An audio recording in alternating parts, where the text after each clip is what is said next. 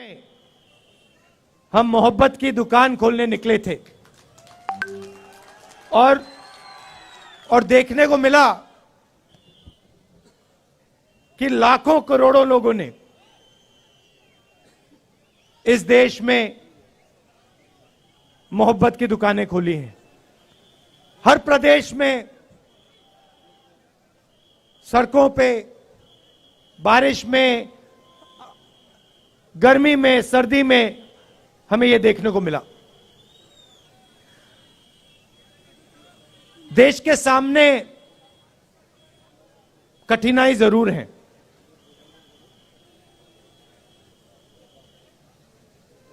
लोकतंत्र पे आक्रमण हो रहा है। उस बात को आप सबसे बेहतर समझते हो। यात्रा से पहले हमने पार्लियामेंट में मुद्दे उठाने की कोशिश की। लोकसभा में, राज्यसभा में हमने भाषण देने की कोशिश की। नोटबंदी पे, गलत जीएसटी पे, किसान बिल पे, जो चाइना हिंदुस्तान की जमीन ले गया है, 2000 स्क्वायर किलोमीटर ले गया है, उस पे, मगर हमें लोकसभा में बोलना नहीं दिया। जैसे ही हम बोलने की कोशिश करते थे, माइक ऑफ कर दिया जाता था। मैंने भाषण के शुरुआत में आप सबसे कहा, प्रेस के हमारे जो मित्र हैं उनका यहां मैंने स्वागत किया, मगर इनका भी काम लोकतंत्र की रक्षा करने का होता है। टीवी पे, अखबारों में, मैगजीन्स में सच्चाई रखने का इनका काम होता है। पिछले प्रेस कॉन्फ्रेंस में मैंने इनसे सवाल पूछा, प्रेस वालों से सवाल पूछा। आमतौर से ये पूछते हैं। मैंने पूछा, भैया एक बात बताओ, आप नरेंद्र मोदी जी का चेहरा 24 घंटे दिखाते हो, आप ऐश्वर्या राय जी की बात करते हो,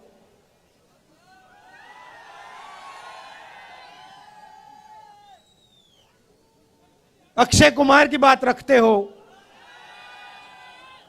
आप महंगाई की बात क्यों नहीं रखते हो? आप बेरोजगारी की बात क्यों नहीं रखते हो? जो जम्मू कश्मीर में गरीब लोगों से उनकी जमीन जो छीनी जा रही है, वो हमें मीडिया में क्यों नहीं दिखाई देता?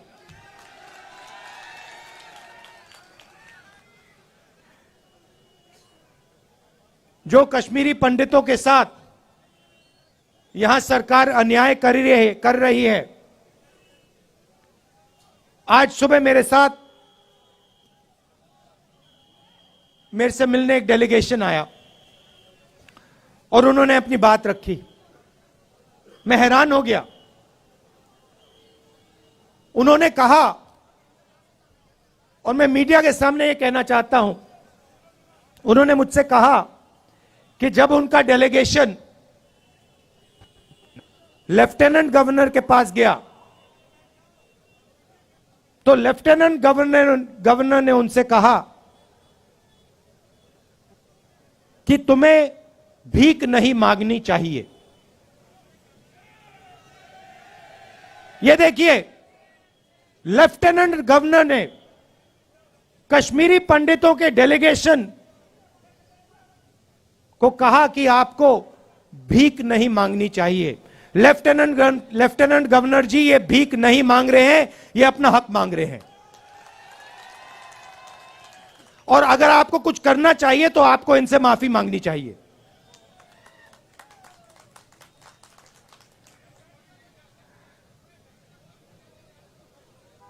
यहां पे जम्मू कश्मीर में मैं आया, अभी जम्मू में चल रहा हूं, और यहां पे आपके लोग मुझसे मिल रहे हैं। माताएं, बहनें, युवा, बच्चे, किसान सब मिल रहे हैं। यहां आते हैं, सड़क पे आते हैं, मेरे साथ चलते हैं और अपनी दिल की बात रखते हैं। दो तीन चीजें मैं जो वो मुझे कह रहे हैं मैं आपको कहना चाहता हूं, वो आप जानते हो मगर मैं दोहरा देता हूं। सबसे पहले मुझे कहते हैं कि जम्मू में जो पहले, अभी आता हूं बेरोजगारी के बारे में बोलता हूं, कहते हैं कि जो पहले जम्मू के लोग व्यापार करते थे, जम्मू कश्मीर को जम्मू कश्मीर के लोग चलाते थे, आज बाहर के लोग जम्मू और कश्मीर को चला रहे हैं। और हमारा जो हक है, हमारी जो आवाज है, उसको एडमिनिस्ट्रेशन सुनता नहीं है। सारा का सारा ट्रेड बाहर के लोग कर रहे हैं, जम्मू कश्मीर के लोग देखते रह गए। पहली बात। दूसरी बात, हिंदुस्तान में सबसे ज्यादा बेरोजगारी जम्मू कश्मीर में है और जम्मू में है।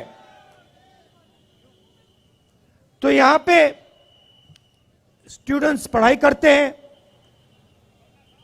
कोई इंजीनियर बनना चाहता है, माता पिता शिक्षा के लिए पैसा देते हैं, कोई डॉक्टर बनना चाहता है,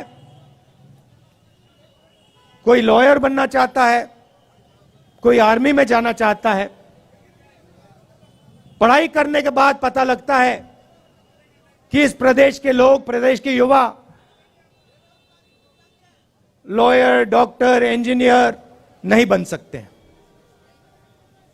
पहले एक और रास्ता था, आर्मी का रास्ता था, वो भी आज बंद कर दिया है। बीजेपी के लोग नई योजना लाए हैं, अग्निवीर योजना लाए हैं, और इनको जो आर्मी का इथोस है, इनको वो ही नहीं समझ आया। देखिए, किसी भी काम को सीखने में कम से कम 7-8 साल लगते हैं। सही बात है? सही? आप खाना पकाती हैं, आपको कितने साल लगे? खाना पकाने में, सीखने में कितने साल लगे आपको? 7-8 साल लगे? मतलब एक्सपर्ट आप 7-8 साल में बनी? नहीं। तो किसी भी काम में 7-8 साल लगते हैं। आर्मी जो है एक परिवार है। जो सेना लड़ती है, वो रिश्ते के बल पे लड़ती है। सैनिकों के बीच में जो रिश्ता होता है, उसके बल पे लड़ती है। वो रिश्ता 1-2 साल में बनता ही नहीं है। वो रिश्ता, उस रिश्ते को बनने के लिए, मजबूत होने के लिए कम से कम 7-8 साल लगते हैं। ये जो बीजेपी के लोग हैं, इनको ये बात समझ नहीं आई। ये सोचते हैं कि आर्मी की ट्रेनिंग 6 महीने में हो जाएगी, जो सीखना है वो 6 महीने में हो जाएगा। बिल्कुल नहीं। आर्मी में सालों लगते हैं एक सैनिक को तैयार करने के लिए।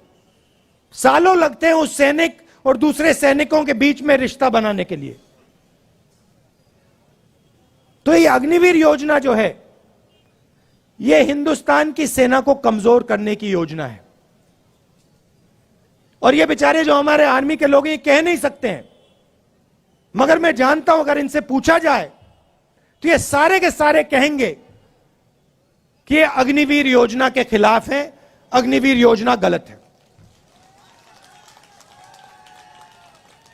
तो वो रास्ता जो था वो भी बंद कर दिया इन लोगों ने। पहले युवा आर्मी में जाता था 15 साल की उसकी सर्विस होती थी, उसके बाद उसको पेंशन मिलती थी। अग्निवीर योजना में 4 साल की सर्विस होगी, उसके बाद सैनिकों को घर भेज दिया जाएगा, उनको कोई पेंशन नहीं मिलेगी। तो ये जो देश का आर्मी के साथ रिश्ता है, इससे खिलवाड़ कर रहे हैं। देश ने कहा था, देश हर सैनिक से कहता है कि हम आपसे 15 साल मांगते हैं, उसके बाद हम आपकी पूरी जिंदगी आपको पेंशन देंगे, आपकी इज्जत करेंगे, आपकी रिस्पेक्ट करेंगे, आपकी रक्षा करेंगे।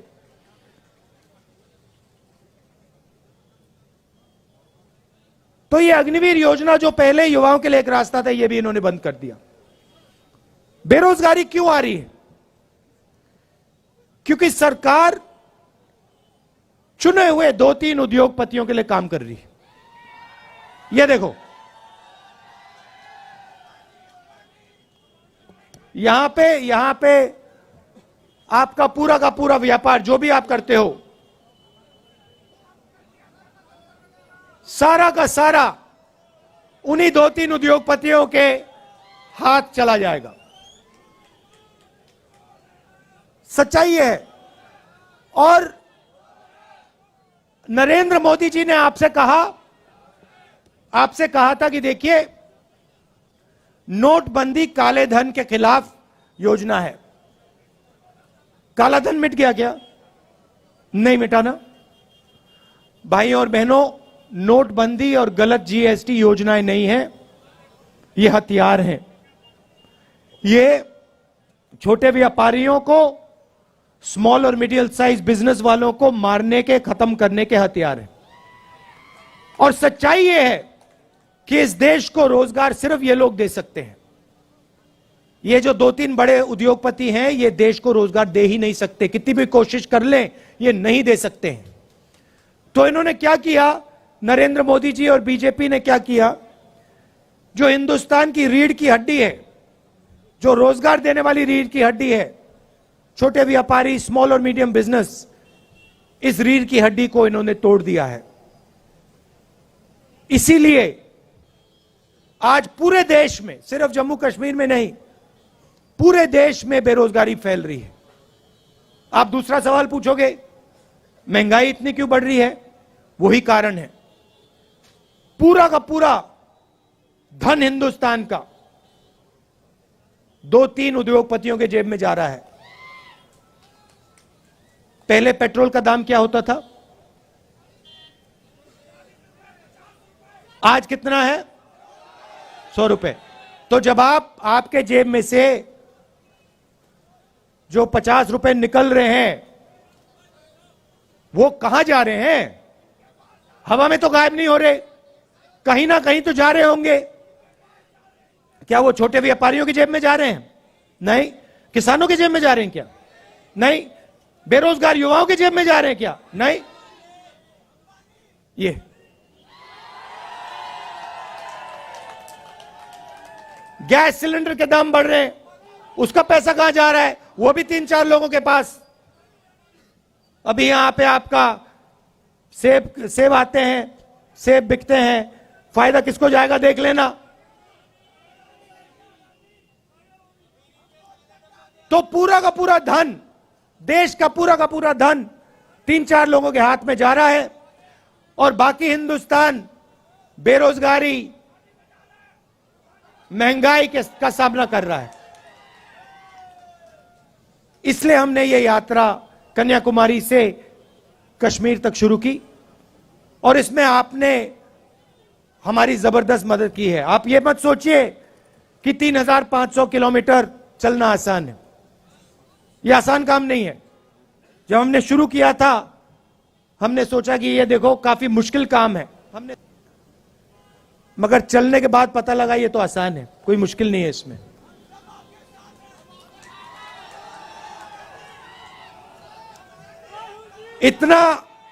इतनी मदद आपने की हमारी, मैं आपको बता रहा हूं।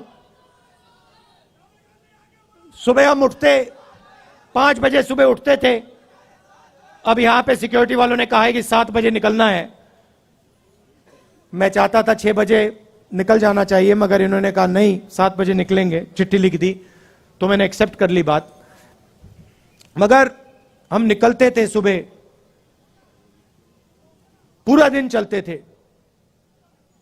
25-27 किलोमीटर बाद ऐसे लगता था कि पहला किलोमीटर चल रहे हैं, थकान ही नहीं होती थी बिल्कुल।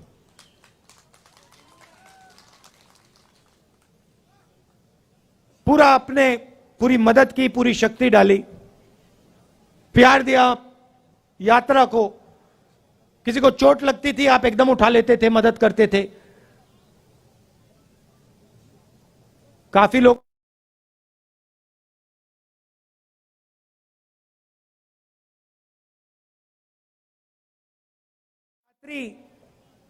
चलते हैं रेस्टोरेंट में, ढाबे में खाना खाने जाते हैं, उनसे कहते हैं कि भैया हम आपसे पैसा नहीं लेंगे, आप भारत जोड़ रहे हो, हमें आपका पैसा नहीं चाहिए। ये देखो, ये कह रहे हैं आज नहीं लिया। पूरे देश में, तमिलनाडु से केरला, कर्नाटक, महाराष्ट्र, हर प्रदेश में जहां भी हम जा रहे हैं, हमारे यात्रियों से आप पूछिए, रेस्टोरेंट में, ढाबे में उनको पैसा नहीं देना पड़ता। ये प्रेस वाले पूछते हैं राहुल गांधी टी शर्ट में क्यों है? राहुल गांधी टी शर्ट में क्यों है? आप इतना प्यार दे रहे हो,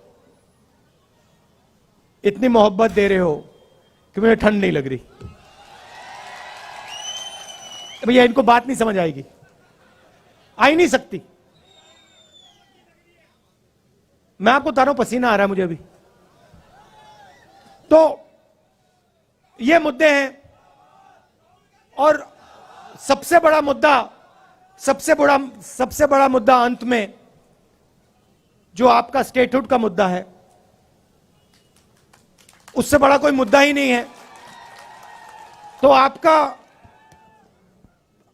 हक, पूरा का पूरा हक इन्होंने छीन लिया। तो एकदम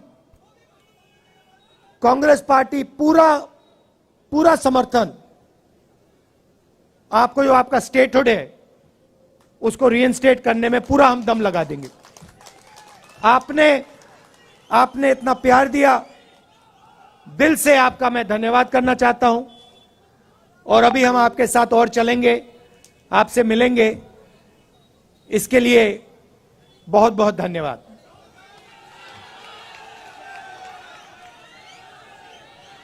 अच्छा, अंत में ताराचंद जी, पीरजादा जी, मुल्ला राम जी और जो एनसी से, नेशनल कॉन्फ्रेंस से यहां लीडर्स आए हैं, उनका भी मैं स्वागत करता हूं।